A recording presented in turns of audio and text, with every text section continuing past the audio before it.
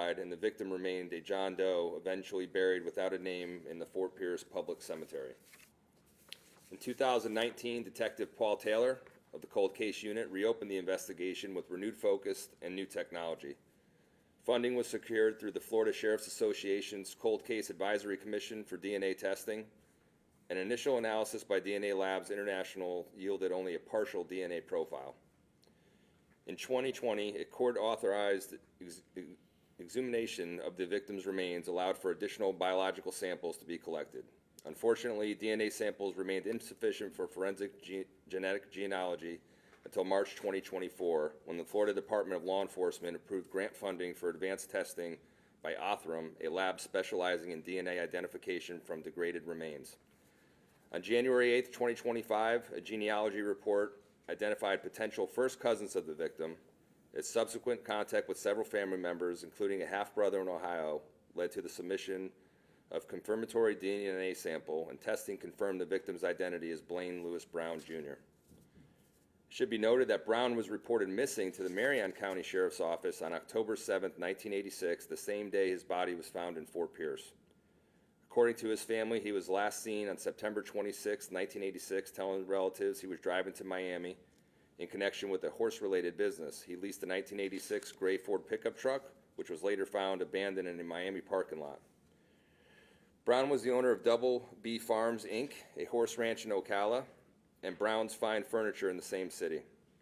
Interviews with family members indicated that Brown may have been involved in narcotics smuggling, and he had ties to Ocala, Miami, Fort Pierce, and Pittsburgh, Pennsylvania during the 1980s.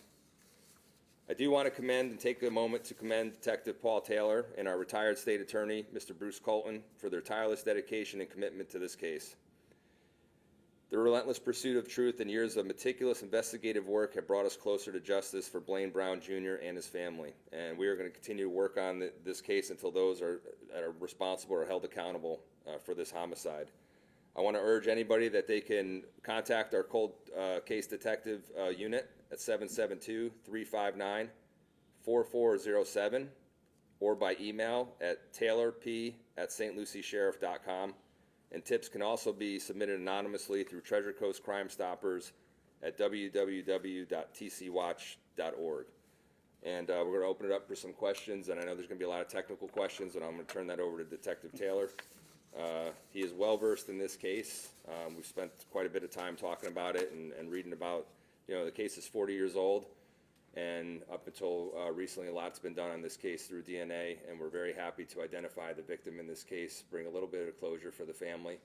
And I know they've been, searching for answers for the past 40 years. You can imagine what that must be like. There were young kids involved, wife. And so a lot of time has passed, and we're able to now give the family some answers. So I want to commend them for doing that. I appreciate their efforts on this. They've solved many cold cases, and I expect this one to be done as well. But we need the public's help now. We're not worried about the narcotics aspect of this case. Some people might be thinking if they bring us information forward now, they're going to get jammed up because maybe narcotics charges. Look, statute of limitations is over regarding those cases. We are focusing now 100% on the homicide angle in this case, and want to bring closure even more for the family and justice for our victim. So with that, I'm going to open it up for any questions that you might have.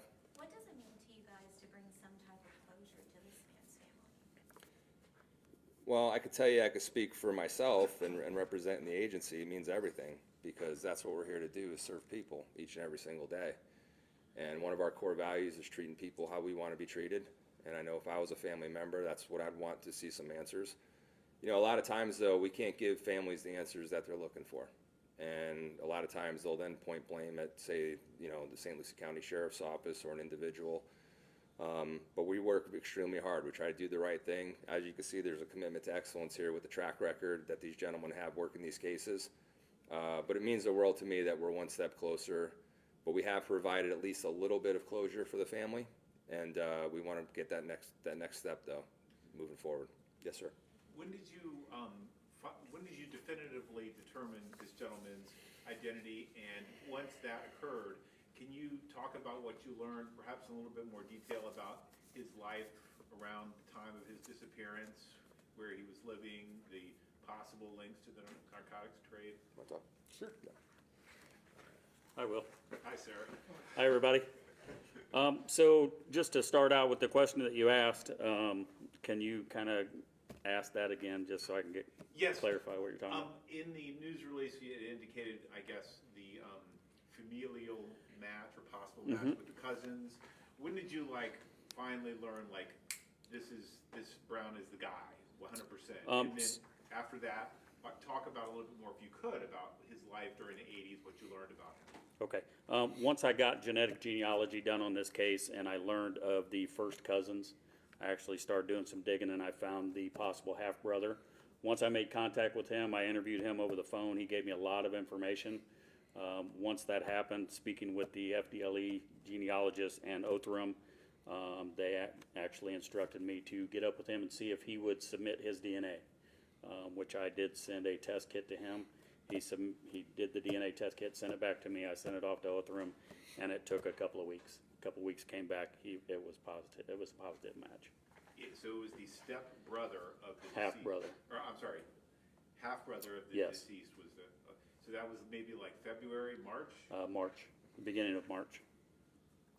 And in terms of talking to him or other family members, what did you learn about his life at the time? I know when we talked about this earlier, you mentioned cocaine trade and cocaine cowboys and execution style. Talk about, just paint a picture of what you think his life was like at Okay. the time. I have got a lot of information from the relatives, the ex-wife or the wife at the time. I did interview his son, who was 4 years old at the time when his father disappeared. They owned a large horse farm over in Ocala. It was an 8.5 acre horse ranch, and that's kind of what they were doing. I haven't been able to gather a lot of information about how that business was ran, but I know that on the day that he disappeared, he told his wife and his two sons that he was headed to Miami to deal with horses, and he disappeared. And whenever I did make contact with the son to do a death notification, he actually told me that throughout his entire life, he never knew what happened to his dad. He said he thought that maybe his dad just decided not to come home anymore. And so that gave them a little bit of closure there, a little bit of answers that why he never came home. What made you how did you link up with what makes you suspect that he could be involved in narcotics smuggling, and talk about that? Just where he was located, not to get too far into the crime scene, but there was evidence there. He had a lot of cash on him, so that kind of ruled out a robbery. I knew that somebody didn't go through his pockets and take money out and, kill him for that. So, and then he was actually, it's already been released, but he was bound, he was tied up and shot numerous times. So, like an execution style shooting. So it wasn't anybody said, oh yeah, he used to run drugs from between here. Family members said that there was rumors that he was moving narcotics, but I haven't confirmed that 100%. But I'm still digging. I got a lot of work to do, so it's kind of why we're hoping that the public can come forward and give us some information about what he was doing over here. Because where he was found wasn't someplace that it wasn't random. There was a reason why he was there. What ties did he have before Pierce? That we do not know. I'm still looking into that. He supposedly he left there, and I think he was killed the same day that he left his house in Ocala. I think he was killed here. So I think he had some kind of ties here, and then a month later, his vehicle was found down in Miami. The DNA lab, is that from here or from somewhere else? Yes, DNA Labs International is down in Deerfield Beach. They actually were the first ones to do DNA testing. I'm actually a board member on the Cold Case Advisory Commission, and they gave me money to do DNA testing on this case back in 2020, and it was just the technology was not there yet to go into the realm of forensic genetic genealogy. So it took until this year, the end of last year, the beginning of this year, before that technology was good enough to where we could get where we're at. You've been on a roll solving these cold cases. We get an A for effort. What number are you at now, and how more do you have to go? This will be number 10, if we can actually bring this one to fruition. Find out who this is. It's bittersweet finding out who this guy was, because he has been a John Doe for 39 years. So it's nice to know that, and it's nice to give the family some kind of information, answers a little bit. I know the son, he told me that he thought that his dad just bailed on him, said that, he didn't know. So now they know. And you say number 10 since the 2019 when you got the Yes, DNA? yeah, And yeah. What are you looking at other cases, not to move on? Got This quite a few in the works, so. Besides the 4-year-old son, I guess, you mentioned he had another brother, or I mean, another son, I suppose? Yes. How old was that son at the time? His sons, when he disappeared, was 4 and 7. And are they still now living kind of in the Ocala area? No, and I actually reached out to him this morning, so hopefully I can kind of tie that between the press and the family, kind of let them do what they want to do with that. But I did reach out to him this morning, but he is very busy. He's got a pretty interesting career himself, so. Right, but they both still live in the state? One of them lives in Florida. The ex-wife who divorced him 2 years later because he never came home, and the other son live out of state. What exactly made it hard to identify the victim? Just because whenever we found him, he was completely decomped. There was no fingerprints. There was no identification on the body. He really had no ties that we know of to the area. So there was no suspects, no witnesses, no anything back in 1986. So he was just a John Doe. They was able to develop a partial profile, but that was pretty much all we had. There was no matches for anything in CODIS. The guy wasn't a career criminal where his DNA would have been in CODIS or something like that. And it just took the technology to advance far enough to where we could find, the first cousin and kind of tie that back through there and then get military records and stuff. So 40 years is a long time. it's a long time. What would you say are your chances of tracking the people? Well, I think that there's probably a lot of people out there that once they see these pictures of him, those pictures are from 1986. That's around the time that he disappeared. The picture on the far right there, that's almost the exact same style of clothing that he was found in, almost identical. He was probably wearing maybe those same pants and the boots that he has on in the picture.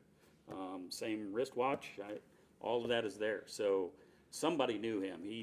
Even over in Ocala where he had this horse farm, talking to the family members, they said that he hired day laborers to come in and help out. And there's a lot of information that I've been able to gather as far as what was going on at that time. And I'm trying to reach out and talk to people that were over there that would kind of maybe give me some guidance on what he was doing and who he was associated with. Remember the last time I talked to you, it was a case involving a keychain that you said was a connection. Anything on items on his body that when you exhumed, there was something there, maybe you can? No, there was nothing there to help identify him. So that's why it took 39 years. And the numbers are crazy. It was 39 years ago, and he was 39 years old when he went missing, or when he was killed. Not even the leased truck? You couldn't identify him? No, the leased truck, the cases were never tied together. The missing person over in Marion County never matched with our unidentified human remains case here.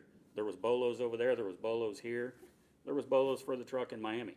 Those 3 cases just never matched up. In our case, when I was going through the case file, the original case file says that he was possibly a Hispanic male, just because of the color of hair that was there on the scene. He was so decomped, there was just no way to identify him. So he wasn't Hispanic, as you can see. So it just never matched up. Nothing connected the 3 cases together. So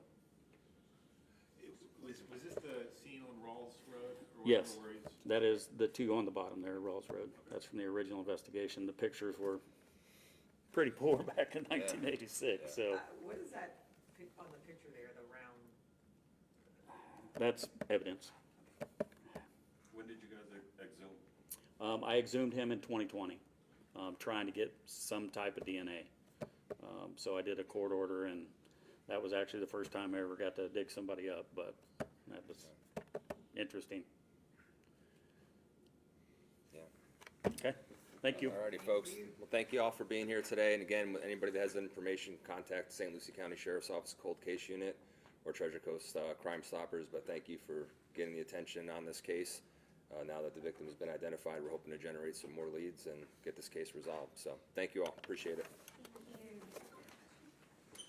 Sir, can you spell your name for me? It's just you're in a picture of mine. Sessom. S-E-S-S-O-M-S. S-T-E-V-E. Maker. Captain.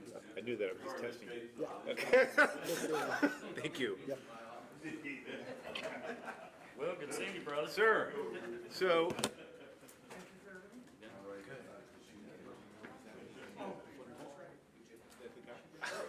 Okay. Yeah, that's it. I was just, I went over the article.